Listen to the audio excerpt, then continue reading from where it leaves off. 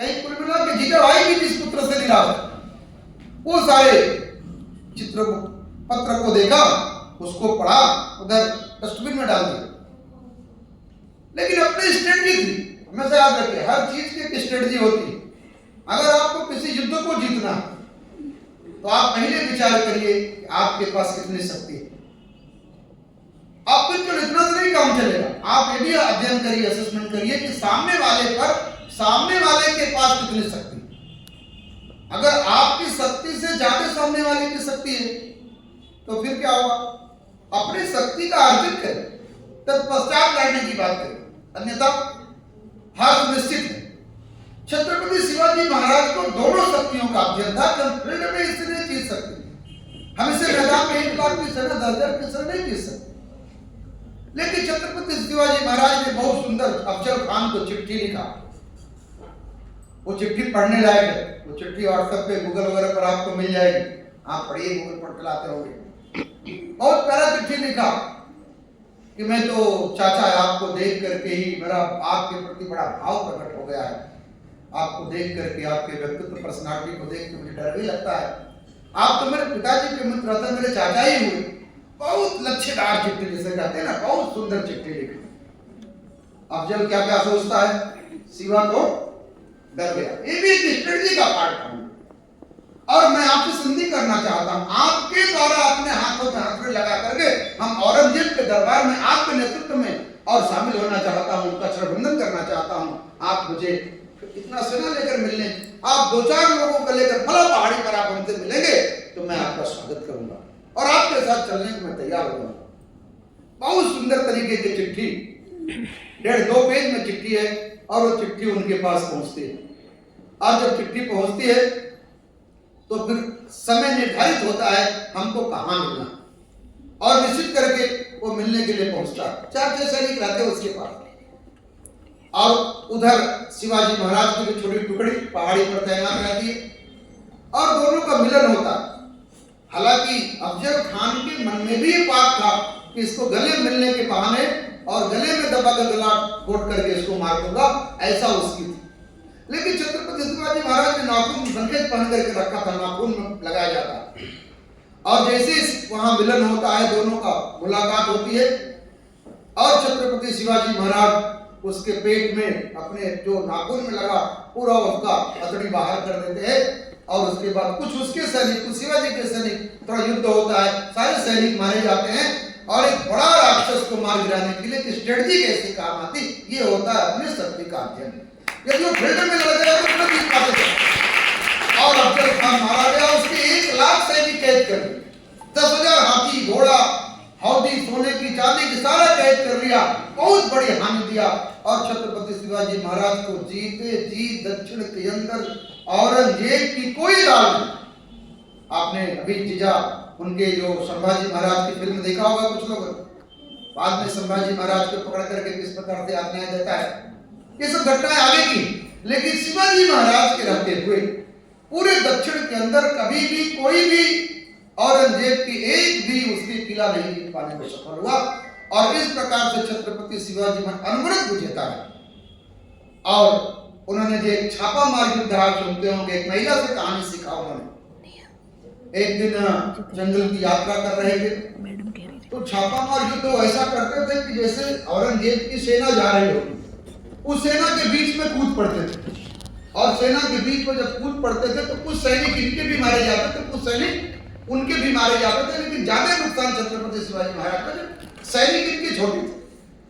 एक गांव में उस जंगल में बैठी एक वृद्ध महिला, वो ये सब घटनाएं कहानियां सुना करती थी, शिवाजी का यहाँ आक्रमण हुआ, कल वहां आक्रमण हुआ। एक दिन छत्रपति शिवाजी महाराज ऐसे ही एक आक्रमण किए और आक्रमण करने के बाद सेना तो तितर बितर हो गई। लेकिन छत्रपति शिवाजी महाराज अकेले पड़ गए, जंगल में भटकने लगे। वो भूख प्यास से बहुत व्याकुल, और व्याकुलता के नाते छत्रपति शिवाजी महाराज एक टिमटिमाती दीपक का जंगल में प्रकाश देखा, उधर की ओर बढ़े। वहां एक महिला, बुजुर्ग महिला थी, वो कुछ बना रही थी। उसके घर पहुंचते हैं और कहते हैं, माँ मुझे बहुत भूख लगी है, कुछ खाने को दो। उसने खिचड़ी बना रखी थी और तुरंत गर्म खिचड़ी शिवाजी के थाली में परोसा। इतना भूख लगी थी कि वो भूख बर्दाश्त नहीं करता है कि खिचड़ी ठंडा भी हो। उन्होंने बिल्कुल बीच में हाथ डाल दिया खिचड़ी के, और हाथ डाल तो खिचड़ी बिल्कुल गर्म थी, वो जल गया उनका हाथ। तो जो बुजुर्ग महिला तो हंसने लगी। तो छत्रपति शिवाजी महाराज कहे, आप क्यों हंस रहे हैं मां? तो कहते नहीं, वैसे ऐसे तुम्हारे कृति को देख करके मुझे हंसी आ गई। ऐसे वो पागल सेवा नहीं करता। किससे बोल रही है बात? शिवाजी से परिचय नहीं था, ये कौन है वो बताया नहीं इतना। पर राजा का जंगल में अकेले होने के नाते परिचय बताना अच्छा नहीं होगा। कुछ और नाम बताया कि तुम तो पागल सेवा जैसा व्यवहार कर रहे, तो इनकी जो बची कुची भूख रही वो भी समाप्त होगी। तो फिर कहा पागल सेवा क्या गलती करता है कि वो भी ऐसे ही औरंगजेब की सेना के बीच में कूद पड़े, तो खिचड़ी के बीच में हाथ डाल। तो क्या शिवा को करना क्या चाहिए? तो क्या शिवा को ये करना चाहिए कि उसको एक कोने पे पीछे से आक्रमण करे और जितना मार पाए अपनी पूरी सेना लेकर के वापस हो जाए। उसकी एक भी सेना का, जब तक 1 लाख सेना को आगे पता चलेगा कि पीछे आक्रमण हुआ, तब तक इधर के 2-4 हजार लोगों को मारा और फिर जंगल में घुस गए। भोजन वाले अंदर नहीं जाते। वैसे खिचड़ी को तुम किनारे किनारे कर खाओगे तो तुम्हारी भूख भी मिटेगी और तुम्हारा हाथ भी नहीं जलेगा। तुम कुछ इस प्रकार का व्यवहार करो। उन्होंने भोजन पूरा किया और कहा, मां अब शिवा ऐसी गलती नहीं करेगा।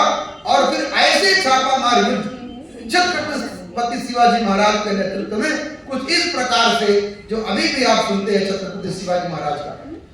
तो उनके जीवन के अंदर जो कौन कौन विशेषताएं थी, कौन कौन गुण था, किस प्रकार से जब हिंदवी स्वराज की स्थापना किया ज्येष्ठ शुक्ल 1674 को, तो छत्रपति शिवाजी महाराज को कई बार लोगों ने राजा बनने से, कुछ लोगों ने उनको राज तिलक करने से भी इनकार किया।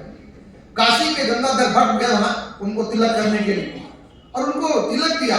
और छत्रपति शिवाजी महाराज ने अनवरत अपने जीवन के कालखंड के अंदर जब तक दिया, इस देश की किस प्रकार से यथा कथा कैसे चलाई जाए, उनके जीवन में कुछ लोगों का बहुत महत्व है। जैसे एक मैंने उस माँ की घटना, एक उनकी अपनी माँ की घटना, और एक उनके जो गुरु थे, उनके गुरु जो बहुत ही प्रभावित, वो सारा जो अपना राजपाट था गुरु को समर्पित कर। जब राजा बने तो राजा ने कहा कि ये तुम्हारा राजपाट, तो कहा नहीं, ये सारा राजपाट मैं आपको दे रहा और आप इसको चलाइए। तो ये नहीं हो सकता, राजा तुम्हें बनना पड़ेगा, मैं तुम्हें इस राजपाट को तुम्हारे पास गिरवी उधार के रूप में रखता हूं। तो ऐसा अपने गुरु का उनके जीवन में जो महत्व था, एक दिन एक घटना थोड़ा ऐसे अहंकार के रूप में उनके जीवन के अंदर भी आ जाता है। छत्रपति शिवाजी महाराज अपने किला के अंदर बहुत सारा कुछ काम करवा रहे होते, और काम करवाते छत्रपति शिवाजी महाराज को लगा कि मैं इतने लोगों को काम पे रखा हूं, काम दिया है, ऐसा एक थोड़ा आया उनका अहंकार। तब तक वहां उनके गुरु और समर्थ रामदास जी का आगमन हो जाता है। और जब आगमन होता है तो कहते, शिवा ठीक चल रहा है? बिल्कुल ठीक चल रहा है गुरु। देखिए सब लोग जीविकोपार्जन के लिए अपने अपने काम में लगे, इनको सब प्रकार का भोजन जलपान आहार सब प्रकार की व्यवस्था में देता हूं। तो गुरु जी ने कहा ठीक है, जरा एक पत्थर वहां से उठवा करके ले आओ। एक बड़ा सा चट्टान पत्थर उठा करके वहां रखा जाता है कि इसको तोड़ने के लिए बोलो। कुछ उसके हथौड़ा चलता है, और जब हथौड़ा चलता है तो पत्थर के बीच में छोटा सा गड्ढा होता है, उसमें थोड़ा पानी होता है, और उस पानी में एक मेढक होता है, बिल्कुल सुरक्षित होता है। छत्रपति शिवाजी महाराज को कहा ये क्यों ऐसा हो रहा है, गुरु जी इस प्रकार का व्यवहार क्यों कर रहे हैं? उनको समझ में आ गया, अगर तुम ही सबको भोजन जलपान और घर आदि की व्यवस्था करो तो इस मेढक को कौन व्यवस्था देता? तो देने वाला कौन है? सबको प्रभु की सब देन है। ऐसा उनके अहंकार को भी किस प्रकार से एक गुरु की कितनी महत्ता होती है, एक माँ की कितनी महत्ता होती है, उनके जीवन के अंदर इन दो व्यक्तियों का अगर एक उदाहरण देखा समावेश देखा जाए तो छत्रपति शिवाजी महाराज जो अपने बहुत कम आयु के अंदर पहला किला जीता, लोग कहते 11 साल के अवस्था पहला किला जीता, और उनके जो एक सैनिकों की एक समर्पित टोलियां, ऐसे समर्पित टोलियां आज भी जो सेना में बहुत सारे, आज वर्तमान सेना में जो बहुत सारे सेना का सज्जा किया जाता, सेना कैसे खड़े हुई, तो महाभारत का सारी बातें हैं, लेकिन बहुत सारी चीजें सेना के सज्जा का वो कैसे किया, वो जैसे छत्रपति शिवाजी महाराज का सारा वो सेना में संचालन और सजावट की देन किसकी है, वो छत्रपति शिवाजी महाराज की देन। तो छत्रपति शिवाजी महाराज एक कुशल योद्धा ही नहीं थे, कुशल रणनीतिकार भी थे, कुशल प्रशासक भी थे, कुशल प्रजा संचालक भी थे। प्रजा के प्रति उनका असीम भाव था, गुरु के प्रति एक असीम भाव था, माँ के प्रति एक बहुत आदर का भाव था। ऐसे छत्रपति शिवाजी महाराज का जो जीवन था एक बिल्कुल ऐसा था जो आज एक आदर्श राजा का जीवन होना चाहिए। दो प्रकार के राजा देखो हमारे देश में, एक तरफ राणा प्रताप। राणा प्रताप की स्थिति कैसी थी, वो मैं टूट जाऊंगा लेकिन झुकूंगा नहीं, एक ऐसा उनकी रणनीति होती थी। और इस नाते जंगल में जाकर सुना होगा घास की रोटी भी खाया, लेकिन अकबर के सामने कभी झुकने का नहीं झुक तो नहीं झुक, वो उस भय से भी वो अपने उस लक्ष्य को प्राप्त किया। लेकिन दूसरी तरफ आप देख लेंगे तो एक छत्रपति शिवाजी महाराज, इनकी स्ट्रेटजी क्या है, रणनीति क्या है, युद्ध में विजय चाहिए, उसके लिए 4 प्रकार के वेपन, साम दाम दंड भय। ये साम दाम दंड भय जो वेपन है, जो हथियार है, क्योंकि अंतिम लक्ष्य क्या है, आप कितना आदर्श पर चल रहे हैं लेकिन आप विजय नहीं प्राप्त करते, आप उस लक्ष्य को नहीं प्राप्त करते, आप राजा बन ही नहीं सकते, आप कौन सा समाज में सुधार लाएंगे। एक राजनीतिक दृष्टिकोण से देखा जाए तो उनका जो कैसे भी हमको विजय चाहिए, एन केन प्रकार साम दाम दंड भय। और इस रणनीति में किसी भी प्रकार के मातृशक्ति पर अक्षय आरोप न हो, इसके लिए उनका पूरा ध्यान रखा। किसी भी प्रकार से जनता प्रताड़ित न हो। अगर हम किसी किला को जीत लिया और उस किला पर फला राजा का राज्य हो रहा है, वहां दूसरे का शासन, तो जनता भी हमारी हो, इसे जनता के प्रति किसी प्रकार का विद्वेष नहीं होना चाहिए। तो जनता के प्रति, मातृशक्ति के प्रति एक बड़ा आदर का भाव होता है, जैसे गुरु और माता के प्रति, ऐसे गुरु माता जनता और वहां की आम जनता, इस प्रकार का उनका जो आदर का भाव था, एक अच्छे शासक की ये विशेषता होती। और ऐसे अच्छे शासक छत्रपति शिवाजी महाराज ने जब ज्येष्ठ शुक्ल त्रयोदशी 1674 में, और हिंदू पदपाशाही उनके साम्राज्य का नाम था, ये कोई वैसा नहीं नाम रखा, हिंदू पदपाशाही राज्य का नाम रखा। और उसकी रक्षा करने के लिए वहां जो समर्पित मराठा सैनिक थे, देश भर से उनके समर्थन के लिए जाते थे। आगरा से कैसे निकल करके अकबर के वहां से कैसे भाग करके जाते, अफजल की उंगली काट देते, और बैरम खान वो अफजल की कैसे उसको प्रताड़ित करते, मार डालते। ऐसे अनेक तरीके का उनका जो विजय, उनकी जो रणनीति, उनकी जो मातृभाव, उनका जो गुरु भाव, उनका जो प्रजा वत्सल भाव था, ये एक राजा जो आदर्श राजा होता है, एक आदर्श राजा के रूप में अगर आज किसी की वास्तव में पहचान है तो उसका नाम छत्रपति शिवाजी महाराज। 1980 में दुर्भाग्य से जीवन तो बहुत छोटा ही रहा, 50 साल का आज के कालखंड में देखा जाए तो, लेकिन एक ऐसा साम्राज्य स्थापित करके गए, जैसा कि उनकी जो विदेश नीति भी थी, उनकी जो जल नीति भी थी, जो सारे सब प्रकार के जो समुद्र के अंदर जो बेड़े, ये सब जो जहाजें दिखाई देती, एक बहुत बड़ा इधर अध्ययन करेंगे तो छत्रपति शिवाजी महाराज का उनका काम था। तो उस दिशा में विदेश नीति में भी बहुत अव्वल थे। मैंने कुल मिलाकर के ऐसा आप कह सकते हैं कि not here and there but everywhere, उनका जो दृष्टिकोण था चारों तरफ सब ओर, और एक कुशल प्रशासक, कुशल राजा, कुशल प्रजावत्सल, तो ऐसे उनके जीवन के अंदर अनेक प्रकार के गुणों का भंडार आप देख सकते हैं। ऐसे छत्रपति शिवाजी महाराज का आज अंग्रेजी तिथि के हिसाब से जन्म जयंती समारोह है। मैं उनके चरणों में आदरांजलि प्रस्तुत करते हुए अपने वाणी को विराम देता हूँ।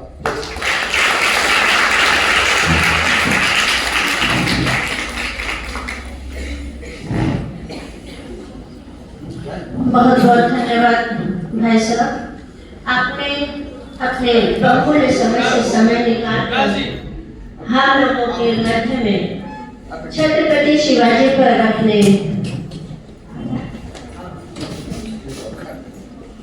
बहुत बहुत धन्यवाद भाई साहब।